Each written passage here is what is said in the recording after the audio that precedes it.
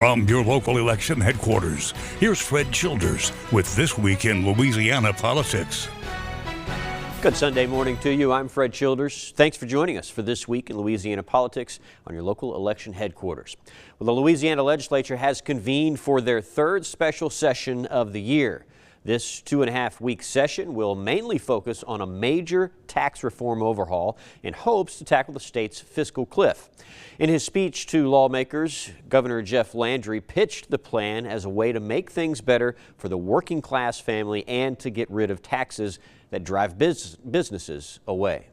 The nearly 1,400 pages is filled with special interests, carve-outs, loopholes, and latent benefits for a few. It has been patched together with duct tape and bubble gum, and it moves us from one fiscal cliff to the other.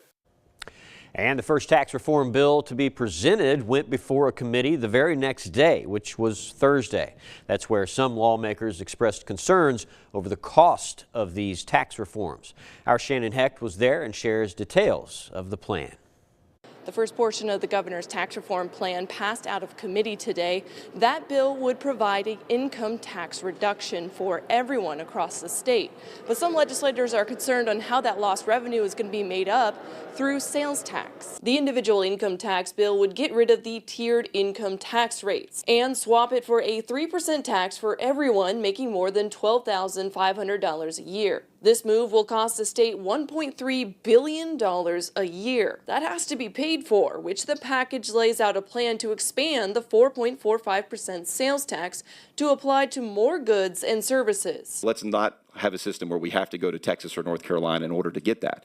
And you know, when you have people when people have more money in their pockets, education outcomes improve. You got more money for infrastructure. There's less crime because people don't have to commit crimes when they have good jobs. Some Democratic legislators voiced their concern that the income tax cut won't actually lead to much money back in families' bank accounts, and that it would largely benefit richer Louisianians. So I think we need to be transparent when we're talking about how families in Louisiana are actually going to benefit, how businesses in Louisiana are actually going to benefit, but we also need to be cognizant that Louisiana has a lot of problems, and it's the state's responsibility, it's government's responsibility to take care of its people. Lawmakers also advanced a bill that would do away with the corporate franchise tax that currently sends millions into the Revenue Stabilization Fund. These bills still have a long way to go. This bill will now go to the House floor, and then it still would need to go through the Senate should it pass from there.